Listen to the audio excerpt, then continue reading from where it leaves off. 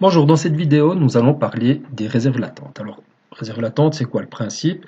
Eh bien, les valeurs qui figurent dans les bilans publiés, c'est-à-dire les bilans qui sont montrés aux actionnaires ou publics à la presse, ne reflètent pas la réalité. Si on prend un bilan véritable et admettons que les surfaces représentent des montants, on aurait des actifs pour cette valeur, des dettes pour cette valeur et une fortune de l'entreprise qui correspond à cette surface verte.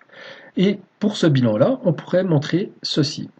Alors qu'est-ce qu'on constate? On constate que les actifs ils sont sous-évalués, que les dettes sont surévaluées et au final, la fortune montrée au public est plus faible que la vraie fortune de l'entreprise.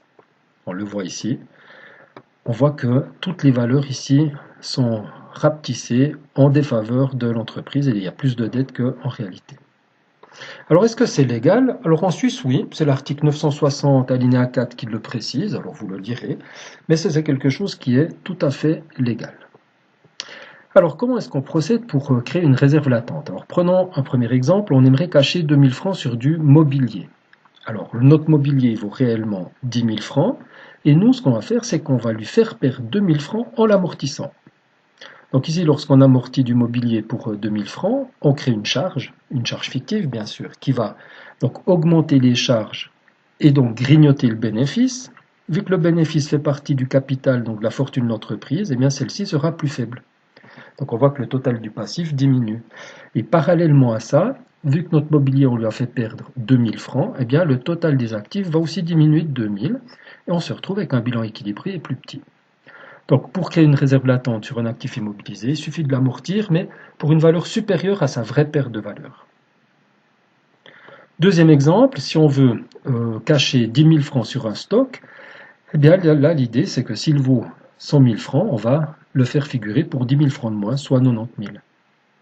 Alors voilà, si on fait figurer notre stock pour 90 000 francs, eh bien les actifs vont diminuer.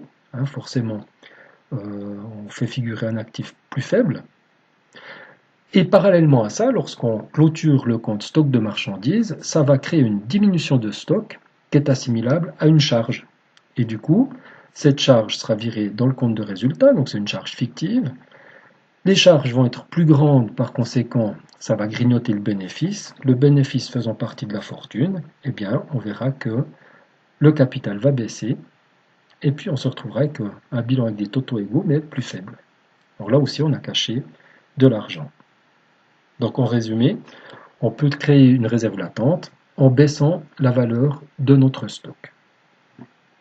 Autre exemple, on peut créer une réserve latente en créant une provision pour litige. Alors admettons qu'on n'ait aucun litige en vue, donc aucune raison de créer une provision pour litige. En créant une, eh bien, on va créer une réserve latente.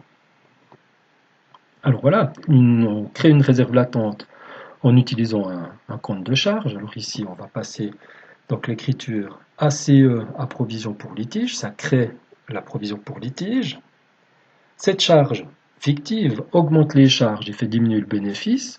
À nouveau, le bénéfice faisant partie des fonds propres, eh bien, les fonds propres vont diminuer et laisser la place en fait à une dette, parce que les provisions ce sont des dettes, une dette supplémentaire mais fictive qui appauvrira l'entreprise.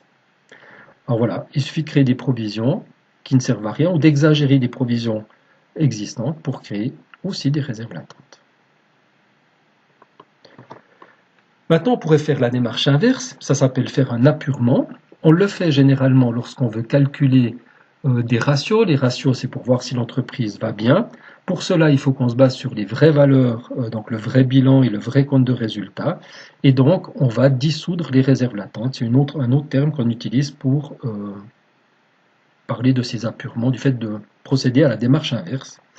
Et en gros, si on veut passer à des apurements, il suffit de passer l'écriture inverse à celle qu'on avait passée. Autrement dit ici, mobilier amortissement fait augmenter la valeur du mobilier et diminue les charges.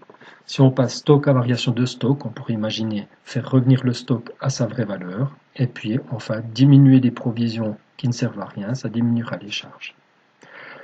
Voilà, j'espère que cette vidéo vous a permis de mieux comprendre les réserves latentes.